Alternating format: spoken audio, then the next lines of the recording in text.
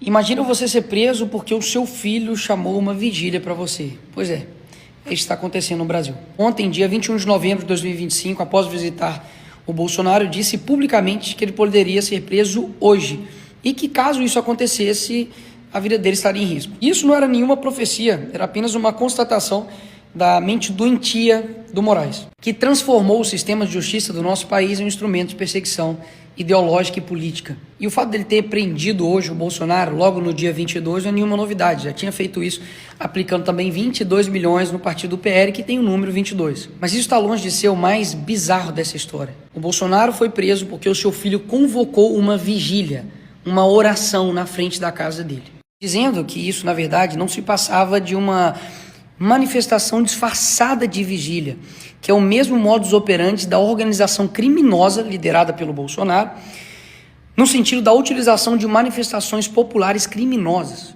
Peraí, então quer dizer que toda manifestação que foi convocada pelo Bolsonaro eram manifestações criminosas. Tirando o dia 8, que foi uma baderna, coisa que a esquerda também já fez a vida inteira e nunca foi responsabilizada por isso, me fala algum outro evento da direita, manifestação, convocação de vigília, ali na frente do STF, na Praça dos Três Poderes, ou em São Paulo, Rio de Janeiro, que teve uma janela quebrada. Zero. E Moraes continua dizendo que essa vigília indica uma alta possibilidade de tentativa de fuga. Que o Brasil virou filme agora? Bolsonaro ia vestir de Brasil, ia colocar uma máscara, ia sair no meio do povo, já que estava todo mundo igual. Ou virou o quê? La Casa de Papel? E o pior, eles estão usando que a tentativa do Bolsonaro de tirar a tornozeleira eletrônica era para ele poder fugir, no meio da manifestação. Aí eu tenho duas perguntas para você. O evento estava marcado para as 19 horas do dia 22. Quem em sã consciência que quer usar uma vigília para poder fugir, tira a tornozeleira 17 horas antes? Quem?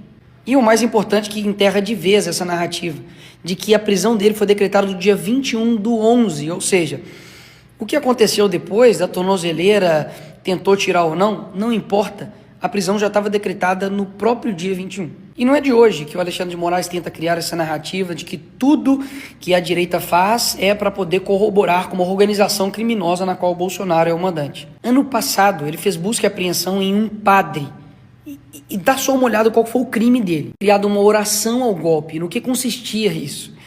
Ele estava pedindo para todos os brasileiros, católicos e evangélicos, incluam os nomes do ministro da Defesa e outros 16 generais 4 estrelas nas preces, nas orações. Repito, um padre recebeu busca e apreensão na sua casa por oração ao golpe. Ou seja, pode manifestações de qualquer tipo de natureza.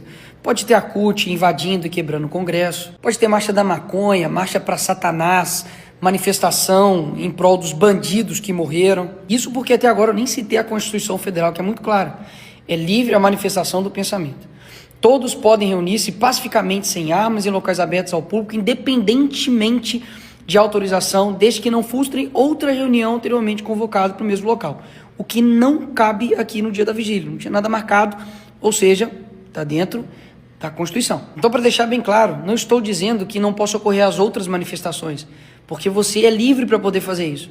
Só que por que cargas d'água quando é uma manifestação que, na verdade, era uma vigília para poder orar? Aí não pode. E é considerado uma manifestação criminosa.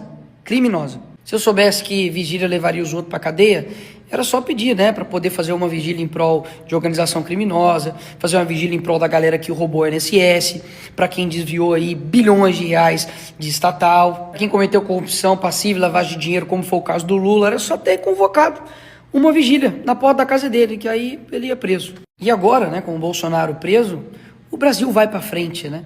O Brasil vai deixar de ter desvio de emenda, o Brasil vai ter uma saúde de qualidade, vai ter uma segurança que realmente funcione, vai parar de ter roubo, vai parar de ter furto, a Amazônia vai parar de ter queimada, vai parar de jorrar dinheiro da Lei Rouanet para artistas, que é o seu dinheiro sendo torrado para eles poderem fazer seus shows, os aposentados vão parar de ser roubados, os criminosos vão entregar as suas armas e, enfim, finalmente vamos ter um país digno. Porque, afinal de contas, como é pintado, ele é o culpado de tudo, né? De tudo mesmo. E sabe por que isso não vai acontecer? Óbvio, porque ele não é o culpado de tudo isso. Parece óbvio, mas o óbvio tem que ser dito. É impressionante que você não precisa gostar dele, você não precisa ter votado nele, mas perceber que há uma atividade incessante, 24/7, contra ele, é ignorar a realidade. Não existiu uma outra pessoa que foi tão perseguida, não somente pela mídia, mas principalmente pelo sistema judiciário, que virou um sistema político, para poder calar esse cara, censurar, para prender seus aliados, para poder fazer com que ele não esteja na corrida eleitoral. Ou vocês esqueceram que durante anos colocaram a culpa nele da morte da Marielle? Colocaram cartão de vacina, baleia, joias, tudo foi pro ralo. Então a prisão do Bolsonaro não é um ato jurídico, é um sintoma de um problema muito mais grave. Quando o Estado ele passa a operar por pretextos técnicos, você não está vendo justiça. Você está vendo a instalação progressiva de um regime de exceção, exatamente como é colocado nos manuais aí de tirania. É sempre assim, primeiro eles criam um inimigo a ser esmagado e depois eles moldam a lei para poder justificar esse esmagamento. A partir daí a população em geral, você, eu, todos nós, viramos refém de um sistema que usa a lei não com base em princípios, mas sim por conveniência. Então não se trata de defender o Bolsonaro apenas. Isso na verdade é a ingenuidade de um povo que só percebe o que está acontecendo quando a porta deles de fato é arrombada.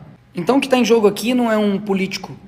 O que está em jogo é a fronteira entre a civilização e a tirania. E quando o Estado decide que pode tudo, até mesmo modificar a lei para poder perseguir seus desafetos políticos, você já está dentro da tirania, mas ainda não percebeu.